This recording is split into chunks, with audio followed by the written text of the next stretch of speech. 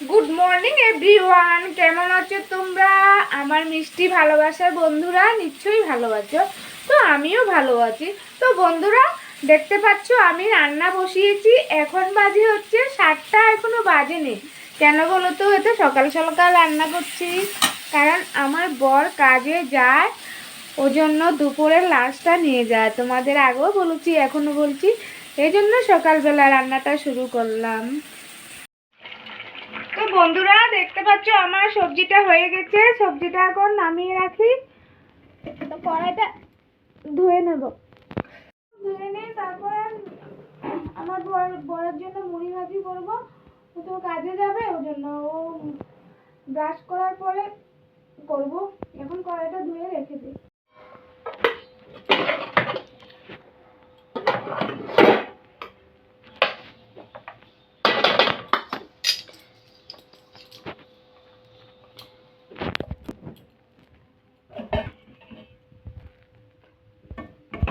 দেখো ওর খাবারটা রেডি করে দিয়েছি। তো এটাতে করে ও লাঞ্চটা নিয়ে যায় সবসময়। তো আজকে খালি একটাই তরকারি বানিয়েছি, কিছু বানাইনি। তো খাবারটা দিয়ে দিই। তো বন্ধুরা আমার বর চলে গিয়েছে, প্রায় 1 ঘন্টা হয়েছে। আমি একটু রেস্ট নিয়ে নিলাম, আমার মাথাটা ব্যথা করছিল আজ, এজন্য একটু প্রায় 1 ঘন্টা শুয়েছিলাম। শুয়ে এখন উঠলাম। তো এখনও ঘরের কাজবাজ কিছু হয়নি আমার। বিছনা তোলা হয়নি, বাইরে উঠান পড়ে রয়েছে, উঠানটা ঝাড়ু দেব। আর যে সকালে রান্না বান্না করলাম, রান্নার বাসনগুলো ধুয়ে নিতে হবে। তো আমার মেয়ে বললো, মা টিফিন খাবো, সকালে কি খাবো? তো আমি বললাম ঘরে বিস্কুট আছে, খেয়ে নে, ভাত হয়েছে ভাত খেয়ে নে। তো বললো না, আমি এগুলো খাবো না। তো এখানে আমার টেবিল নিচ থেকে বসে নিয়ে ও গেল দোকান থেকে ও বোধহয় কেক নিয়ে আসলো, আমি দেখিনি। কেক খেলো আর জল খেলো। তো এখন ওকে খাইয়ে দেবো, ভাত খেলে খাইয়ে দেবো। এটা কে রে? তুমি বকা দিছো? দাদা তোমার আদর করছে? তুমি বকা দিছো বাবা?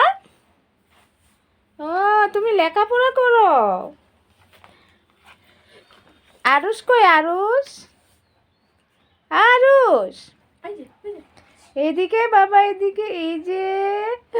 এই যে তো বন্ধুরা, ওই আমাদের পাশের বাড়িতে যে বাচ্চাটা এসেছিল বললাম তখন, ও এসেছে, ওর দাদু এসে দিয়ে গেল। ওর দাদু বললো বাজার যাবে একটু, তো আমার মেয়ের কাছে দিয়ে গেল। ও খেলছে, মেয়ে ওকে নিয়ে।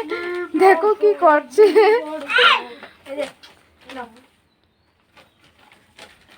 হ্যাঁ,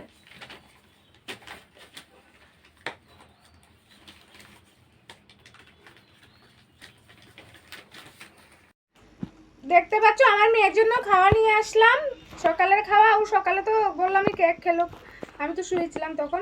তখন ভাতটা না খাইলে আবার শরীরটা খারাপ করে, ওর পেটে ব্যথা হবে। ওকে ভাতটা দিয়ে দিই। তারপর জানো আজকে আবার জল এসেছে। এই টাইমে জল আসলে আমার বহুত অসুবিধা হয়। জলটা বিকালে আসলে ভালো হয়, কিন্তু এই টাইমে এসে পড়ে না, আমার বহুত কাজের প্রবলেম করে। খালি উঠানটা ঝাড়ু দেওয়া হলো, কোনো ঘর ঝাড়ু মোছা কিচ্ছু হয়নি। সকালে রান্নার বাসনগুলো পড়ে রয়েছে। তো এগুলো সব করে যদি টাইম পাই তাহলে সকালের খাওয়াটা খাবো, নাহলে আমার কপালে আর সকালের খাওয়া জুটবে না।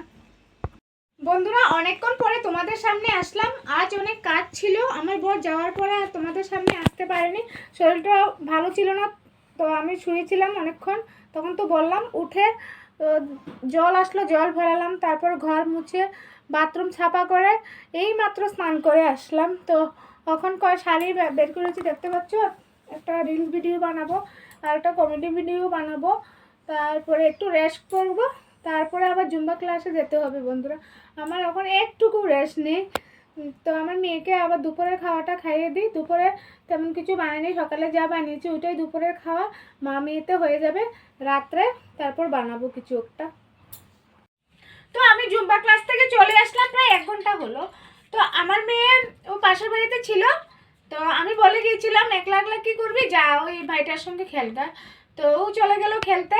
তো আমি এসে ডাকলাম, চল মা, চল ঘরে চল। তো বললো না, এখন যাবো না, আমি একটু খেলে নিই। তো খেলে তারপরে আসলো, এই মাত্র আসলো। তো বন্ধুরা আজকে জানো আমি যে বিরাট একটা ভুল করেছি, তোমাদের সাথে যদি শেয়ার না করতে পারি আমার মনটা ভালো লাগছে না। কি ভুল জানো বন্ধুরা? আজ আমার জন্য আমার বোন না ভালো করে খেতেও পারেনি। সকালবেলা যে আমি ভাত টিফিন ক্যারিতে দিয়েছিলাম, দেখতে পেলে সঙ্গে একটা থাল দিয়ে থাকি, আমি সবসময় থাল একটা দিয়ে থাকি, আজকে দিইনি। এই জবে থেকে 1 মাস ধরে আমি ফেসবুক ইউটিউবে 1 মাস না 10-12 দিন হবে ইউটিউব খুলেছি। যবে থেকে ভিডিও করা শুরু করেছি না, তবে থেকে আমি কিছু না কিছু ভুল করেই যাচ্ছি। তো আমার বর কিছু বলেনি, আমার বর সত্যি ভালো। অন্য বর হলে না পিটিয়ে পিঠে ছাল তুলে দিত, আমার বর কিন্তু সত্যিই ভালো, মন থেকে বলছি, আমার বর খুবই ভালো। তো আমাকে আর কিছু বলেনি, আমি ফোন করে বলেছি আর হবে না, তো বললো আচ্ছা ঠিক আছে, কিছু বলেনি। কিন্তু অন্য কেউ হলে তো কথা শুনিয়ে দিত না, আমার বর কিন্তু ভালো। তো বন্ধুরা, যাই হোক বন্ধুরা, ভিডিওটা আর বেশি বড় করলাম না, ভিডিওটা অনেক বড় হয়ে যায়, তাই এখানে শেষ করছি। সবাই ভালো থেকো, সুস্থ থেকো, ধন্যবাদ।